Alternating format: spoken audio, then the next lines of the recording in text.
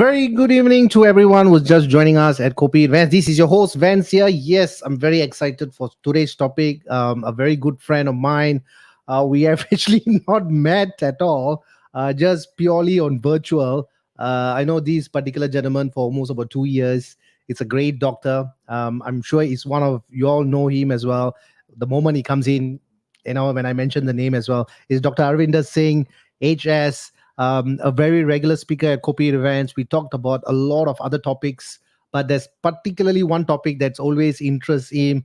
I'm going to pull him out right now, and then we're going to start that chat right now. Hello, Dr. Arvinda. Hi, Vince. How are you? Hi, I everyone. am good, sir. How are you there, sir? I'm okay, taking one day at a time. All right. So we are excited to have you back again, and this time on a very great topic. So maybe, Doc, maybe before we even start, maybe you just want to talk a little bit on the topic first, why we have chose it. Yeah. So, hi, everyone. The thing is, as we move along, I think, Vince, if you remember the first show I think you did during the lockdown, Yep. I was on that show and we were talking that, you know, um, it will come to a point in time in life where we will have to live with the virus. We are not in for a short haul, it's going to be a long haul. And how we're going to learn to live with the virus. I think after the development of the vaccines, and as we realize that life and livelihood has to be balanced together, and how we have to move on and live with the virus and acknowledge, like with diseases like Ebola, with diseases, other respiratory diseases which we know of. I think it is time that we know how to live with the virus. We have been with the virus long enough. I think 2 or 3 years.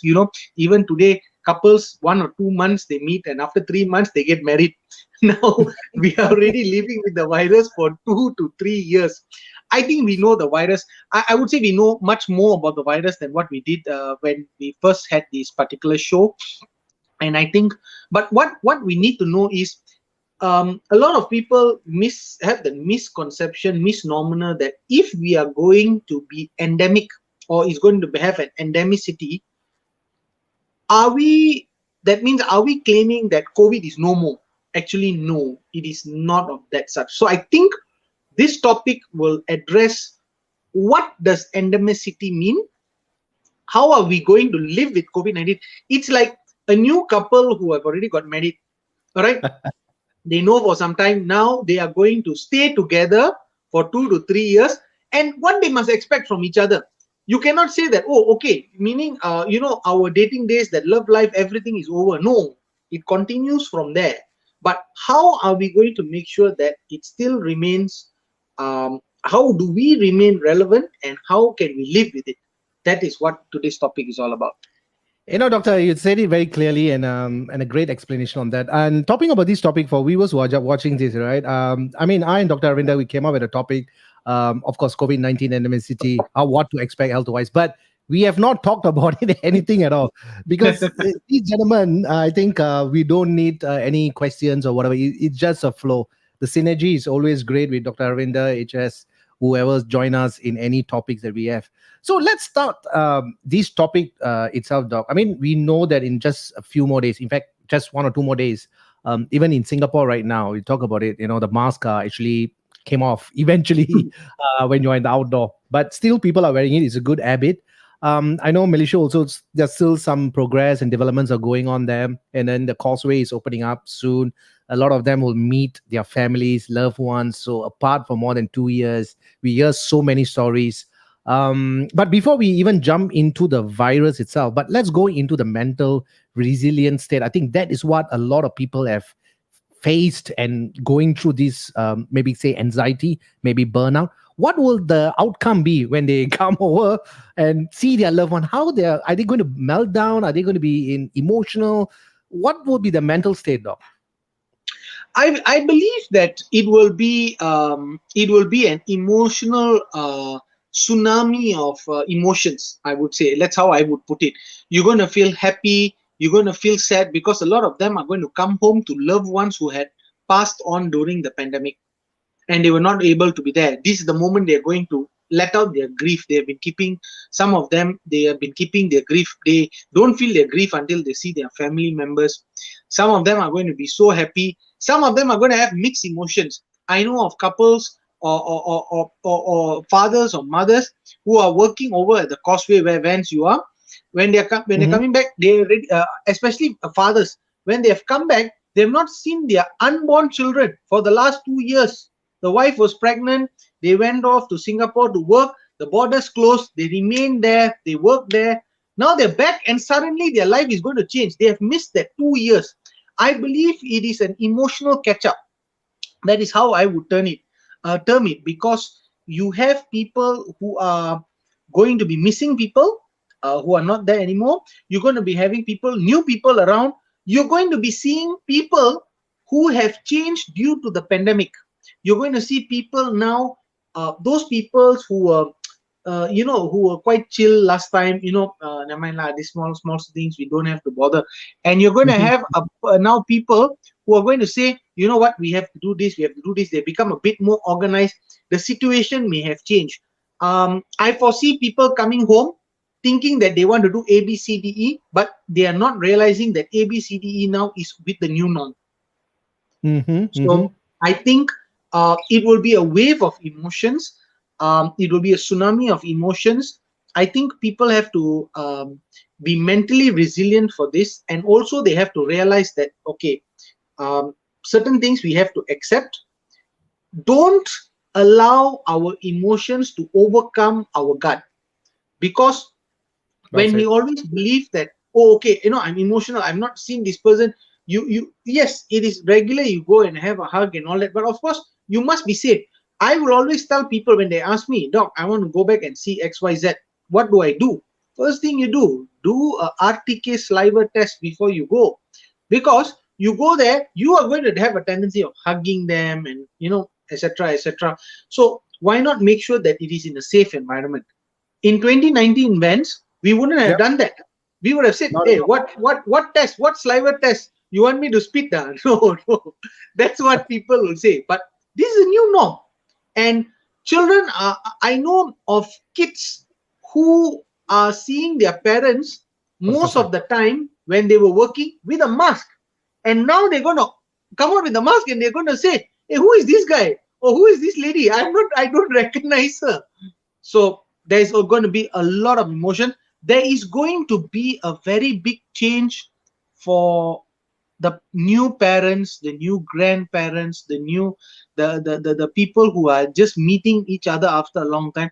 There's going to be a short period of change, and I say it's going to be a tsunami of emotions. People are going to feel happy, they're going to feel sad. Some of them are going to have stress because they have not had an argument with particular people for 2 years because they're so far apart. Now when they come nearer, all that small nitty-gritty arguments are going to be there again. So it is going to be a change for everyone. What I would say is your mental health is absolutely important. Keep everything in check. Believe in moderation. Everything should be done in moderation, and be safe.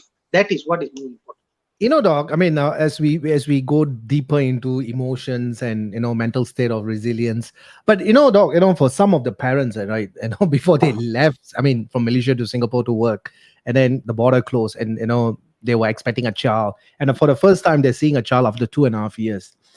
So there's a lot of joy that's going to be overflowing, and like what you had just mentioned, emotional as well.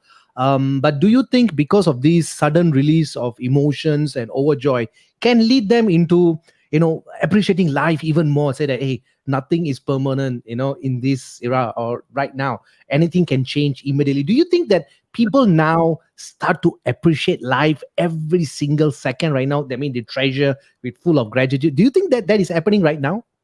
I'm quite sure it has happened and will happen. But also it will come to the fact that people will realize, gosh, I've missed 2 years, and this is what has happened within 2 years. You missed a lot of other different things. You miss about talking to people, you miss interacting with people now. And you see, Vance, like you and I, you just put it before the show, we have never met, we have always talked only online. Yeah. So a lot of people have even met online, and now they're going to come face to face. There's going to be a lot of change. So I assume that not only will people start to appreciate, they will appreciate physical meetings than meeting online. It's very different. And I think it will be, I would say, the next 6 months up to about, or maybe a good up to December this year, you will find that people are beginning to adjust their emotions. And it will be, I foresee that a lot of people who have got mental health emotion problems because of this pandemic are going to progress, and some of them who had no issues may regress, because as they come back, you know that we live in a different world today. Some of them will get new information which will make them happy or make them upset, and I foresee a very spiky up and down. I'm not being a wet blanket here, but I would like to be more realistic and expect what has been seen around the other places as well. Doc, along the line, in Singapore, it's, from Tuesday itself. I mean, today is Thursday, just about 2 days back. When you are at the outdoors, you don't require to wear mask. I mean, of course, if you are in a crowd area, you should take health always as your precautions and a first priority. So today, as, Yeah. as I'm walking by, I always love, without a mask. I mean, everybody want to enjoy it, but at the same time, the health is also full responsibility. As I was walking, a couple of people already started to look at me very weirdly. Hey, this guy's not wearing a mask. And then as I turn back and see, they start to pull down the mask as they walk Mhm. out. So you see, it has become an habit. And for Mm. 2.5 years, someone has done that so religiously. So, I mean, of course, apart from, getting into offenses and kind of stuff, which is, of course, very strict if you're not wearing a mask. But now suddenly when the local government said, you know what, you can take out your mask outdoors, people still want to wear. So I think it's a good stuff that people still wearing the mask, even though they know that they can take it out. But they are taking it so full of responsibility in that. So I think that have to be given a lot of credit as well. How about in Malaysia, Doc? What is happening right there now? So in Malaysia, we find that people are, I would say I'm actually very impressed with the rakyat or the people. They have stepped up to many levels, some of which I'm actually very proud that they have done.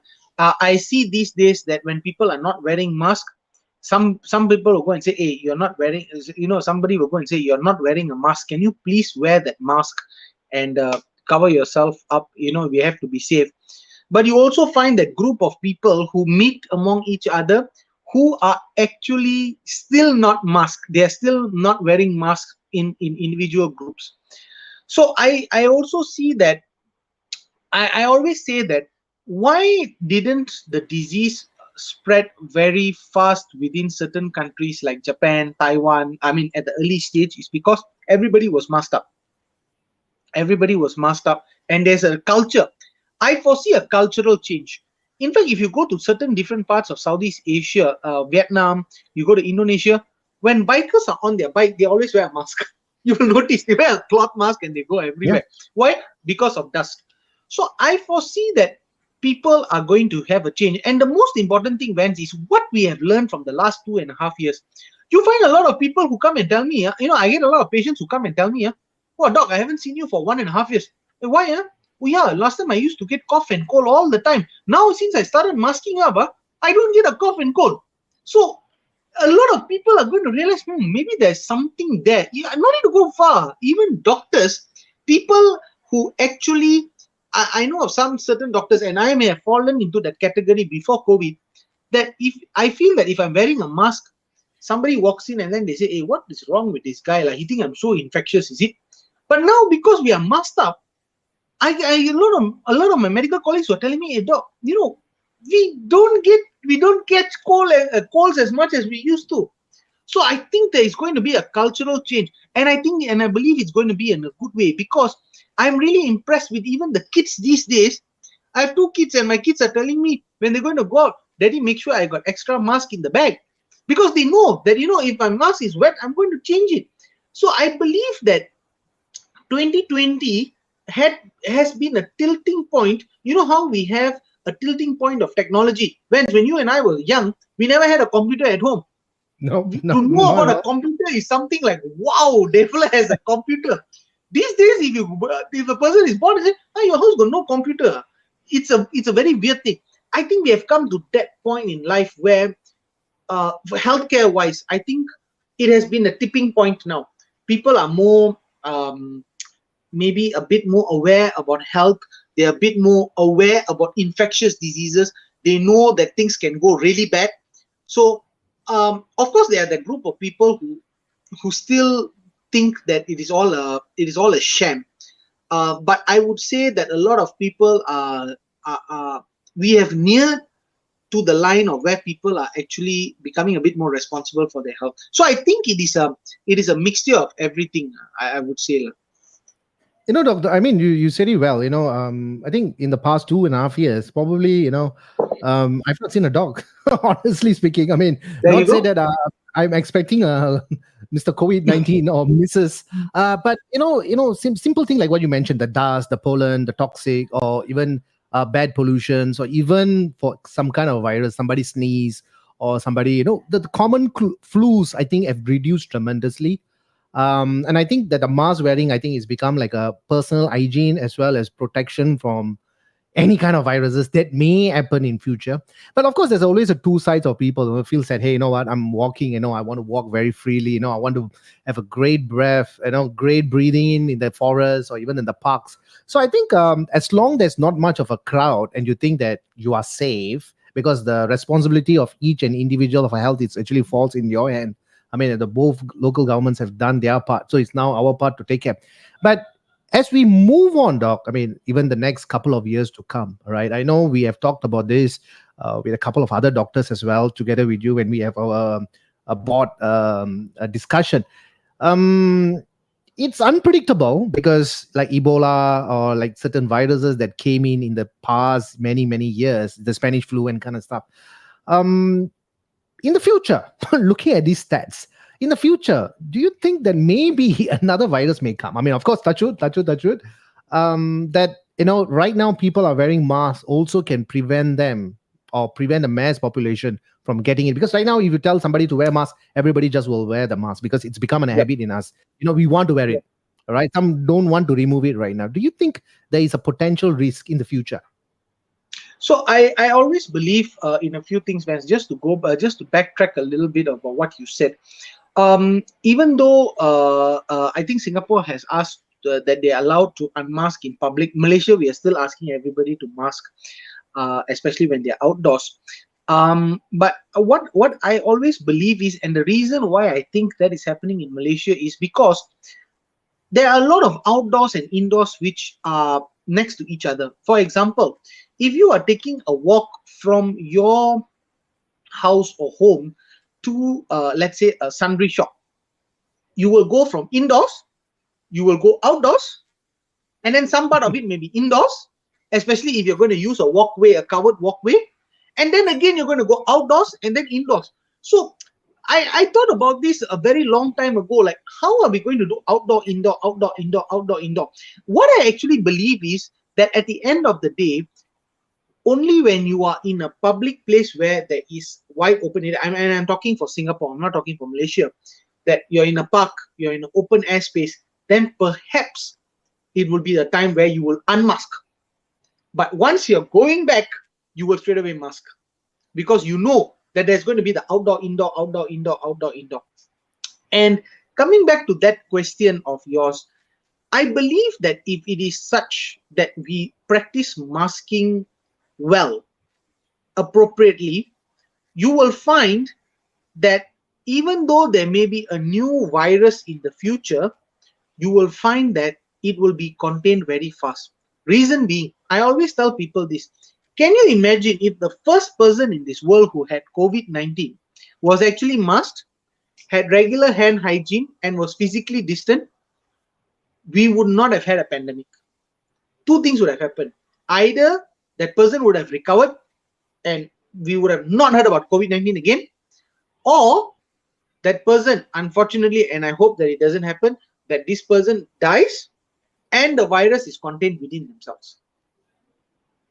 So that is what two things can happen. So I believe that if these good habits which we have, I don't talk about masking. Like now we are talking about endemicity. People are only talking about masking. What about hand washing? What about physical distancing? Even kids these days, when they see somebody sneezing, they come and say, sorry, don't come near me. Please wash your hands before you do anything. These are good practices. Even if there was no COVID-19, I would say, wow, go ahead and do it, because you prevent a lot of other diseases. I believe that in this pandemic, not only have we learned about infectious diseases, we have also gone back to our basics. Hand hygiene, when you cough, please cover your face. A lot of people who have taken hygiene for granted, now they are making sure when they wash utensils, wash proper utensils, make sure everything is washed. Keep the house clean. Don't share fork and spoons. Don't dip your hand, if it's unclean. Use proper methods, sterile or in fact safe methods to actually consume food, which is good. But one very important thing which I'm very worried about, and I remember distinctively telling in the first talk show we had, when we talk about masks, we talk about disposable items. These are all things that can pollute the environment. I believe that as we go along in future, and this is healthcare, as we go along in future, how are we going to ensure the healthcare of not only humans but all the animals, the water, the plants that are living around us? The most important thing is we must have proper disposal for all these materials. And I believe, I think, I believe in about last 1 year ago, I saw that when people were wearing masks, they asked them to snip off their ear loops because it was getting tangled around beaks. And even though we think, it's not important, it's nothing to do with healthcare, but if a bird or somebody is sick, and let's say it becomes contagious, and we know that COVID-19 was a zoonotic, it went from animal to human and human to animal, that sort of thing, it can again start something else. So why do we want to go in that direction? So I believe that not only are we looking at proper healthcare, but we are also looking at how can we do best for our environment. Doc, I mean, just to backtrack a little bit of what you said, because it just kept back on my rekindle back the memory. I know we had a couple of discussion with the Mr. Virus with Prof. Yes. And Prof is Yes. one of those highly experienced. He has the tons of experience as well. And we also remember, I remember very clearly, he has mentioned that I may come back if humans are not well protected. So that seems like, the personal hygiene, if you just talked about it, the hand wash, the sanitizers, I think we shouldn't stop. We should continue doing it. And I think the 2.5 years actually mold us into a way that we have become so habit. Right now, everybody wants to wear the mask. Nobody wants to take out. Everybody wants to do the hand wash or even the sanitizing. So I think it's all great habit, isn't it? That what COVID has actually taught us. Of course, it's taught us a lot of bad experiences and some painful experiences for a lot of individuals. But in another way, it actually brought us to a different dimension as well. What do you think about that, Doc? Like I said, it has tilted the point of time where the timeline has changed. If you look at any point of time in the past, whereby having a computer in the house, that is where how things changed. Information technology changed. I think COVID-19 has been that for healthcare, where people realize that COVID-19 exposed frailties within any healthcare system. I'm not talking about Singapore and Malaysia, I'm talking about the world, where the healthcare lacked. You have great countries with great infrastructure, but if you don't have the people working with you, you don't have people to mask, you don't have people who took the vaccinations. Doctors found that it's a two-way game. It's not I tell you do. It is I advise, I hope you follow. Together we will defeat the particular thing. So I think that healthcare has gone in that direction. And of course, I think when we spoke to Prof. Rajesh, we said that we are never going to see the end of COVID-19. And if you remember, that was the time when we were talking about Alpha and Beta. Today we are sitting here talking about Omicron and maybe Delta Omicron and maybe some other new thing which may come up. But I think the difference is we realize that we must learn how to live with the virus, and living with the virus means that you and I are responsible for one another. You see, everybody doesn't, some people don't understand. They say that, oh, I masked, that person is not masked. Actually, that person who is not masked can potentially infect the person who is wearing a mask incorrectly. So I think we have come to such a time where we realize that healthcare is not me and my responsibility. It is my responsibility for myself and the people around me. Once people have that concept that I am responsible for me, but I'm also responsible for the people around me, I think we will see a lot of infectious diseases not going off, but reducing in greater number. Those days when you talk about dengue, somebody said, hey, I've got dengue already. They'll say, hey, you better go around your house. Please make sure that your area is safe. There is no stagnant water and all that. And then the one person will say, I already got dengue, but so why I worry my neighbor's only going to get. But now people will say, oh, when people say, oh my God, I may be the source of this, I must do something about it. And I believe that COVID-19 is similar to dengue in the sense that it's endemicity. You see, endemicity means that we have accepted that it is going to be there forever. So when you talk about dengue, dengue is always there. Malaysia, Singapore, Thailand, it's always there. It is never there. It is never a time where there's no dengue. There's always a dengue. But whether there are enough cases to come into an epidemic. Epidemic means endemic all the way. There are cases, but one or two, suddenly there's a rise. In dengue, in Malaysia, I just give you an example. If you have 2 or more cases within a 400-meter radius, it's immediately an epidemic. So that means it's immediately that there are many cases. But I foresee that as we go along, each country will come up with their own criteria of saying what is an endemic and what is endemic and what is epidemic. And I foresee that COVID-19 is going to be a bit different because we are not going to say, 2 or 3 cases and it is an epidemic. I believe it is going to be according to population density.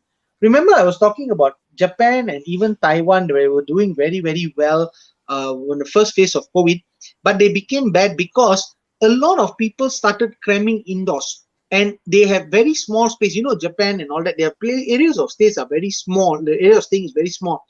So the population density makes a difference. And I believe that COVID-19 will go to that level where they will say, okay, in this particular state, let's say in my state of Perak, there's X many cases within this particular. I don't even think they will go to state. I think they will go to district. This particular district, very highly populated.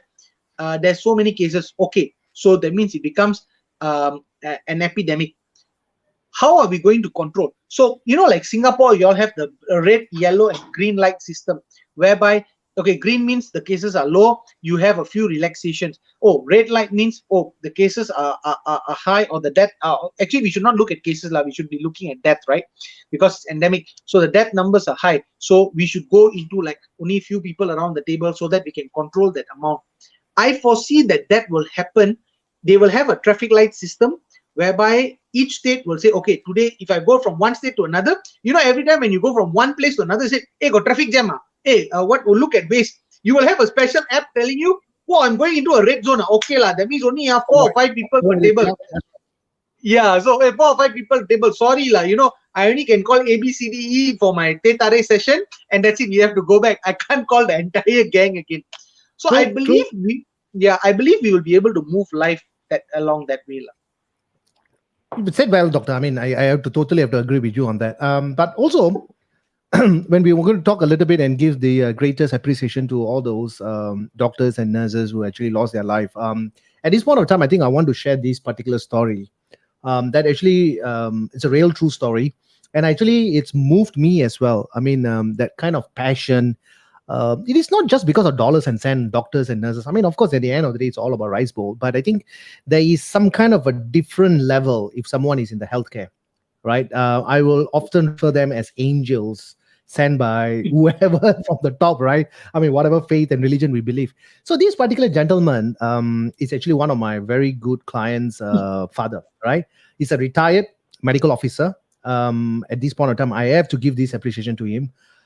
He's almost 60 plus, 70 plus, I think 70 plus. And COVID came in and then people are dropping dead and kind of stuff with oxygen needed and all that. So as a retired medical officer, you know what he did?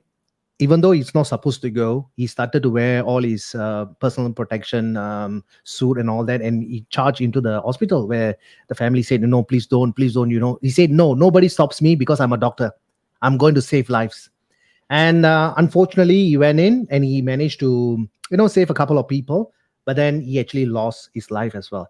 So at this point of time, I think, doctor, I think those there are millions and millions of people who have really lost their loved ones. There's been a lot of misery as well. They can't go and attend the last day, or even to see their parents or siblings or friends. There's so many things. Um, like we talked about it. We talked about depression. We talked about anxiety. We talked about overflowing of emotions. But even though if someone is now going back, eventually I saw a video doc during the pandemic, that a bus driver, she's from Malaysia, she's a hardworking woman, and she just literally stopped in the middle of the road and just crying because her husband passed on. And there's so many of these cases that happen, without we realizing it. And Mm, it's quite saddened to see that. And especially we humans are facing this biggest challenge, and we have overcome it. Probably we are still overcoming it, and hopefully nothing comes back. But again, the same thing we want to ask you, Doc. I mean, as we are getting better and stronger, I mean, of course, we are turning inwards, getting ourselves healthier, get fitter. We're taking all our vitamins. We are standing in the sun to get the vitamin D and K and whatever vitamins that we are talking about.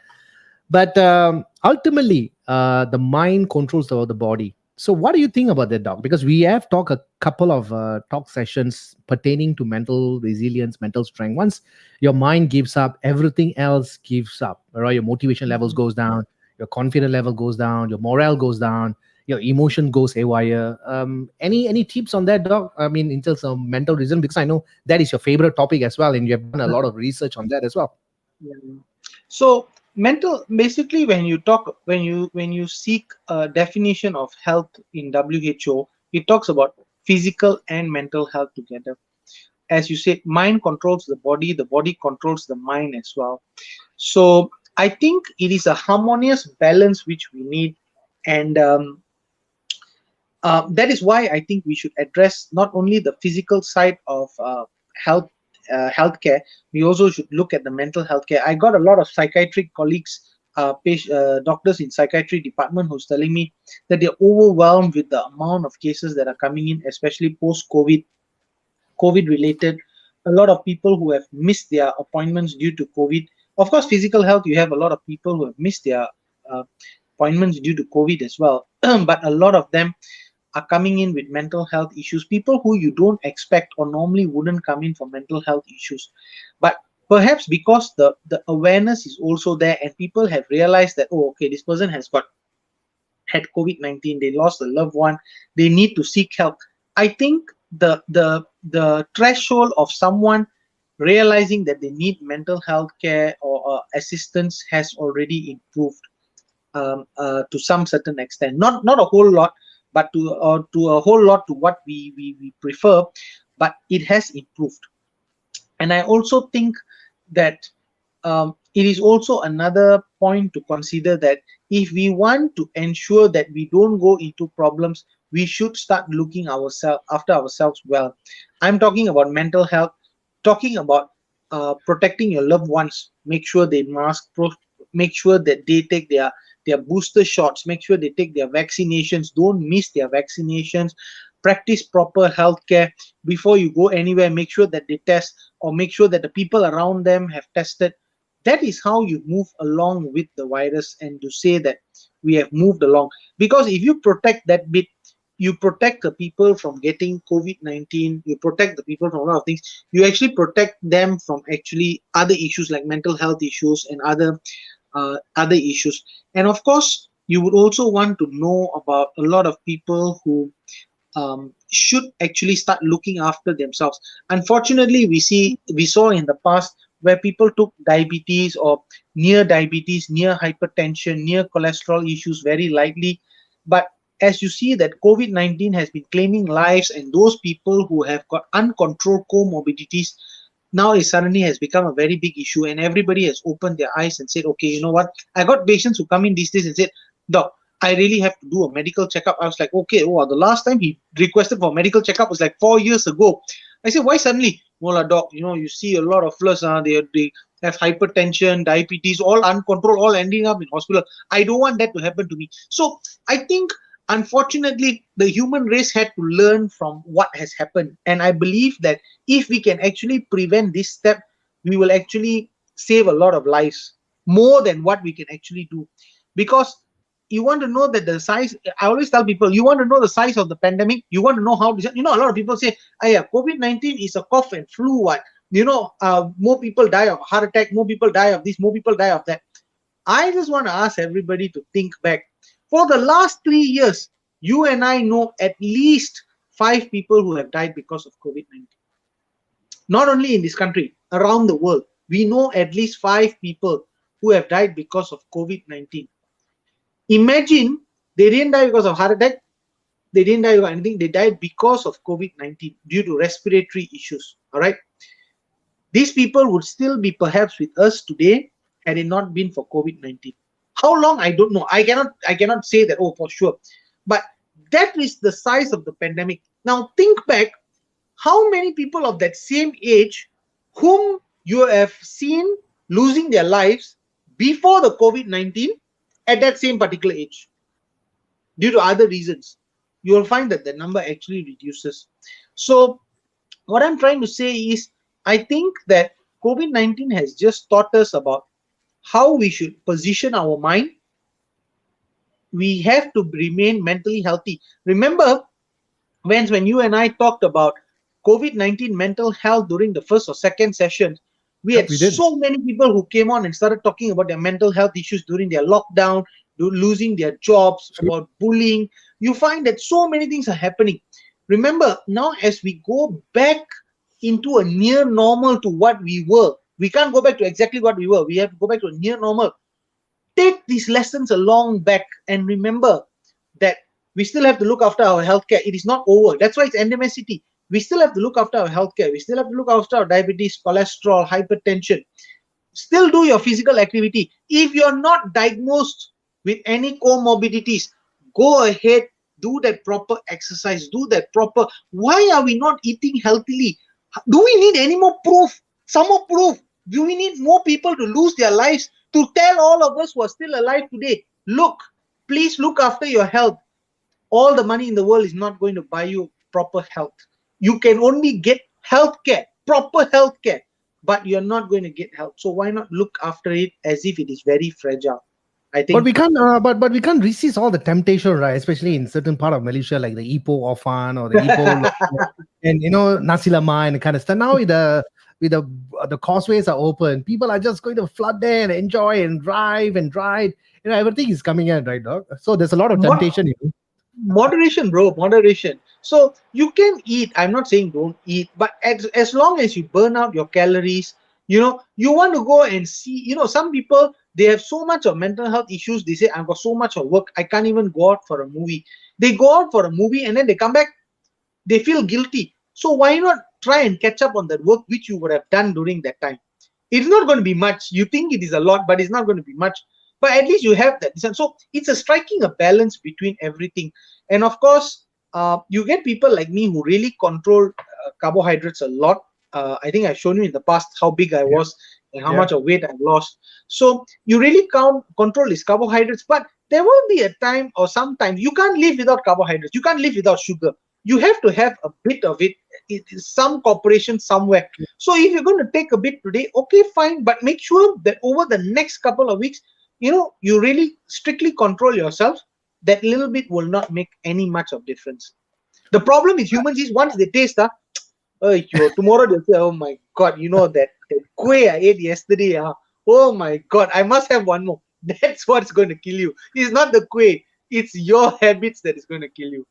It's a lot of weakness when it comes to food. Everybody loves food, and I think that's one of the biggest challenges. I mean, Doc, as we speak on pandemic, endemicity, but I think one we have not. I think we have covered many. Maybe perhaps we will just spend another 10 or 15 minutes over the last segment. The obesity and type 2 diabetes is also another pandemic that we are I mean, we all know, but just that it's not being spoken about that. And of course, Mhm. in a few of our talks earlier, that we also talked about type 2 diabetes, how to manage it, or Yep. even prevent it, or even to delay it, right? But in all these sectors of itself, if you're looking at the health risk factors, right? Myocardial infarctions, or even type 2 Mhm. diabetes, blood pressures, all these are actually rising up. And it's because of our environment, because of our poor, healthy sleep pattern, food pattern, or even sometimes stress. I think stress is also a main killer, right, Doc? Can we include that as well? Yeah, stress, as you say, that mental health is connected to your physical health. So even in diabetes, we have something called the fight or flight mechanism. So if your stress level goes up, it increases the cortisol, and then that increases your sugar. So it's a big cycle. So what they actually need to do is really look after themselves. During the pandemic, we found that a lot of people were scared to go to hospital. They were scared to go for their follow-ups. And you suddenly found a lot of people who were coming with uncontrolled diabetes. Do you know, until today, we are still seeing a lot of patients because of post-pandemic who refuse to go and get healthcare. Not that healthcare was not available. It was available. But they refused to go and get healthcare because they were scared. We are still treating these diabetic foods today, trying to save people's feet, trying to save them from amputations. We have won a number of battles. We have lost some battles, which is really pains us. Even if it's one battle lost, it really pains us. But I think it comes to the point, even to think about when we were in lockdown, people did not get exercise. They could not go out for their walks. Not everybody has a treadmill in their house. Not everybody has a treadmill in their building. So a lot of people had missed that out. A lot of people who were on borderline, about to be tipped over to diabetes, who were controlling with exercise, all tipped over. So that whole block of it is what we are planning to actually amend right now. So what we can do for the younger generation is basically tell them to be as fit and stay as healthy as possible. And God forbid if we go into another period of time where we have to again stay indoors, they will not be tipped over, and that is going to play a long run difference. Doc, I mean, I got to pause you for a while here because I'm not sure if it has happened in Malaysia, but it definitely happened in Singapore because I was witnessing it. The moment when we announced that, in 2 days' time, there's a lot of restrictions going to happen. You can't do this, you can't do that, because we are always well informed, right? So that people can start preparing. All the sports shops, especially the big shops in Singapore, where they sell all the equipment, everything is damn sold out. Not even a dumbbell, not even a bench. Everybody have started their own gym in their own house. And for Yeah. those who can't get their, particularly the weights and kind of stuff, then they went into rice packets, oils, water bottles, and everybody start working out in the gym rather than the home, right? So in fact, of going to the gym, everybody started using their home as a gym, and they have set it up everything like cardio, running. I even know that some people who were doing quarantine were doing like 30,000 steps, 40,000 steps in that tiny hotel room of them. They will keep on walking up and down, clocking their steps. So, and a lot of people who started cycling as well. So you can see a lot of cyclists on the roads. People are starting to exercise. Probably this is the first time that I ever see a lot of people start working out in Singapore. How about that in Malaysia, Doc? I guess people appreciate, like you said, that there is a better affinity towards our freedom and how we can walk outside. Something which we took for granted. I think all of us took for granted. Even for me to go outside, take a walk, and come back. It's like, so what? I can just go out and take a walk. But right now, it's like, hey, I can go outside and take a walk and come back, man. It becomes a big thing. But I think with that, you see, we have moved from people not being mobile to people being mobile, or a bit more mobile these days. But what it becomes more important is you can have a gym set at home, you can have this at home, you can have that at home, but you need to do exercise correctly. So as Vance, I think you will know well that doing exercise sports, that it's very easy to get injured if you don't actually balance everything right. You don't have proper instructions, you don't eat well, you don't replenish well, you don't do the exercise correctly. You try to 3 days I don't do exercise, and then the fourth day you try and be Michael Johnson and run even further. You can't do that. Physically is not possible. Yeah. So what happens is you need to warm up. So I think as we move along, we have moved away. I'm seeing this trend now where we are moving away from telling people to exercise, but telling people to exercise correctly, doing the proper warm up. I get athletes who have just started their training and all that after the lockdown, after the so much rest and all that. A lot of them are coming with sports injuries, and most of the time, and these are semi-professional athletes. So I always tell them, hey, before you do your what you call a training, don't you warm up? Yeah, nowadays, but we don't warm up much anymore. I said, you can't do that. I said, that's why you get your injuries. Thankfully, they're actually very minor injuries, but I think it's a good opportunity to tell even people and even on the show that as you're going to start working out, always get proper help, seek proper advice, because you will actually need guidance on how to do things so that you don't injure yourself.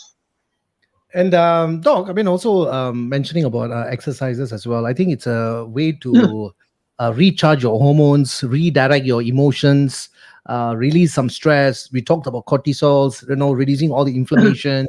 You sweat it out. I call sweat as a weakness leaving the body. So that's the only way you can show it out. And some people took up like Muay Thai or even boxing to release their frustrations. And it's a way of managing your life. Some even started meditation, some started Yeah, running in their house, some started even in their corridors, up and down.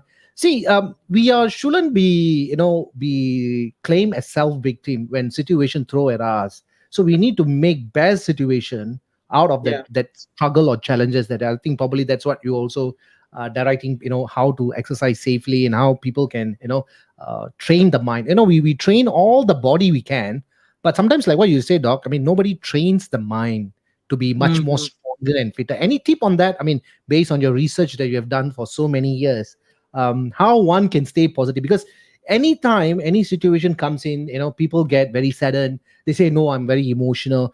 I mean, of course, as their loved one perish, I totally understand that you can. But other than that, what can cause them more rather than someone has perished? Some things like, you didn't get a promotion, I'm sad, or somebody throw egg on me, I'm sad. Even the recent Oscar awards, you saw that the reaction of emotions versus violence. Some people tend to show off when they are emotionally down. So there's so many things that, what is your tip on that, Doc? I mean, in terms of mental resilience, train the mind. I would always say that the mind is a very complex thing.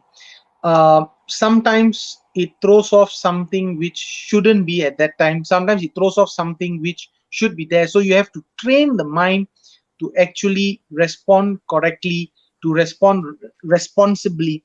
So I think it is not only mental resilience and training, but also undergoing proper emotion counseling, emotion training. How to control the emotions, and also I think uh, the way you are going to control your emotions, the way I control my emotions, the way we respond will be very different.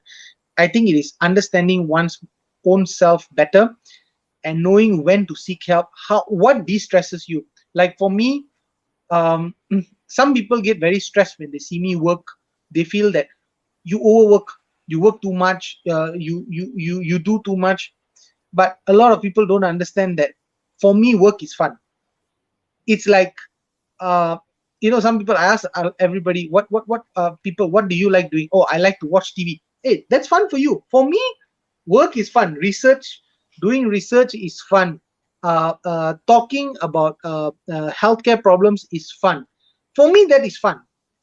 Okay, a lot of, so I think what everybody needs to do is what drives them even further, what is fun for them, and that becomes the de-stressing point. So I was always told that if you find your work fun, you are going to make sure you are going to be working, you're going to be a term a workaholic, but actually you're not. Is because work is fun. So Vance, I'm very sure you love going to the gym, you love talking to people, you love, so a lot of people say that, hey Vance, chill lah, have one day off and all. But I am having a day off, I am helping people, I'm doing stuff which makes me Spot happy. on, spot on, spot on, So spot on. You yeah. said it well. So I think that is, we have to find that, but unfortunately many people in their lifetime don't find that, or they find it very late in their life. I think it is a blessing that if you can find it early. So spend some time to look for it. And I think what people also have learned during the lockdown is how to improvise. Like for example, one thing that really makes me happy, I mean, I'm talking apart from work, something that really makes me happy is basically reading. So I do a lot of reading. I I can just share with you, if you can just give one moment. This is just my collection which I'm yet to read.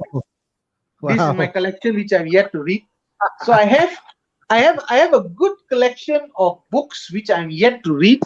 But that is me. I love reading, and a lot of people think that when they come and see me, they're going to find a whole room full of medical books. Unfortunately, no. I read a lot about history. I read about a lot about places. I read a lot about people. I read a lot of memoirs. I read a lot of things that happened in the past. Like even though I'm a Sikh, I read a lot of other religions like Hinduism, Islam, some certain amount of Old Testament. I read a lot of things that what happened in Singapore. I was there. I just finished reading the book of the late Mr. Lee Kuan Yew. You know, that's me. So a lot of people, they feel stressed. For them, reading a book is stress. For me, it's not. But if you tell me sit and watch TV, watch 5 episodes on a particular channel at one go, I will feel stressed because I feel like, oh my God, I'm wasting my time. I can be doing something. So that's not fun for me. But for somebody else to sit in front of the TV and flip and say, wow, wow, not bad, not bad. I like doing this. That's fine. That's how you unwind.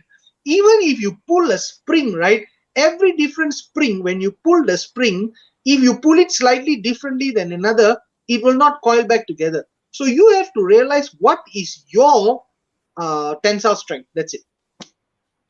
Beautiful said, Doc. I mean, very beautiful said. I mean, it's a great conversation with you on every time that you come on board with Kopi With Vans. And I think we don't really need to prepare. I think we didn't even prepare, and it was just great flow of questions. We covered about mental health. We counter the obesity, which is also the pandemic as well. Diabetes. We talked about a little bit on health issues and also protecting ourselves. Any tips, Doc, before we call it a day off today or day off for us today? I think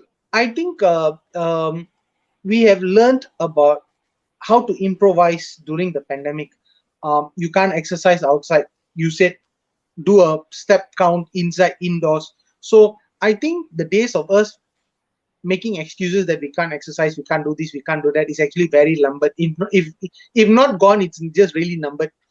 The other thing is, I think one of the few things is, I think we have to take healthcare very, very seriously. In the past, we have taken it for granted. We have to take it seriously.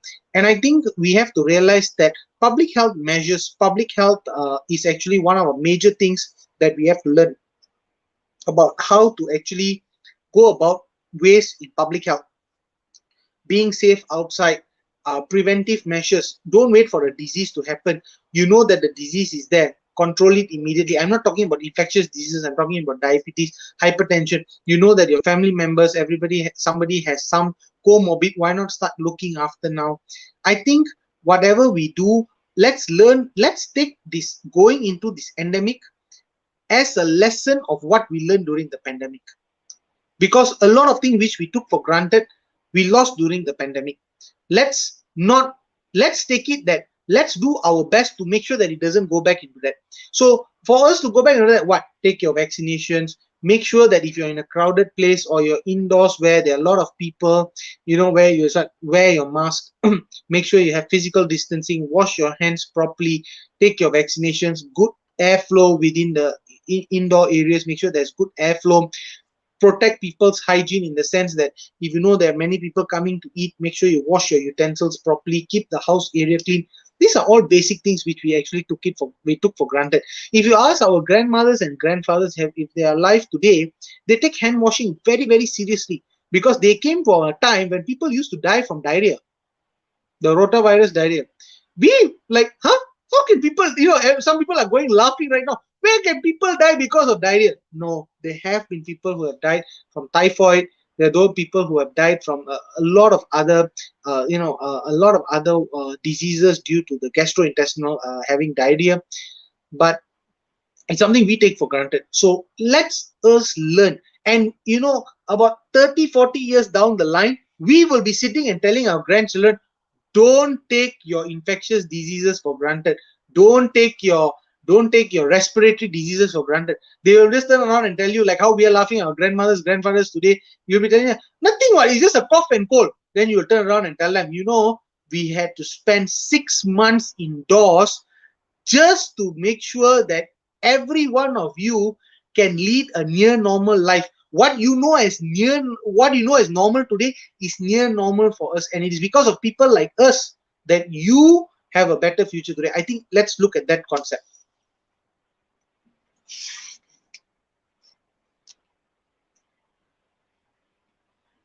I said I got to agree with everything that you said. I think we just said it so nicely, and we got a great one from Arish. Thank you, Arish, for sending us such a great comments, and few comments also coming up as well. Thank you, thank you, thank you, Dr. Arinda. I think it's now time to explore Singapore and Malaysia as well.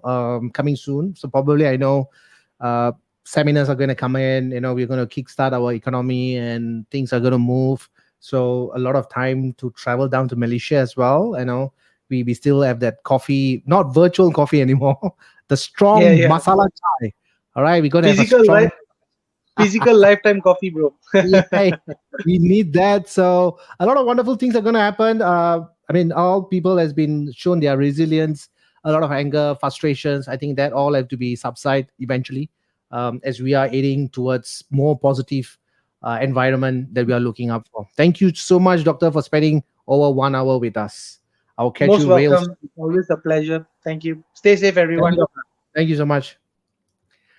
All right, we have come to the end of today's session with Kopi with Vans, and exactly. In fact, I finished two glasses. One is so this is coffee, and this is water. All right. Great conversation with Dr. Arvinder HS Singh. Beautiful conversation that I always have with him. We talked a lot of mental health. We talked about diseases. We talk about illnesses. We talk about diabetes, blood pressure, and also the same time, you know, taking care of ourselves, turning inwards. And we even talked about emotions as well. So this is a live recorded.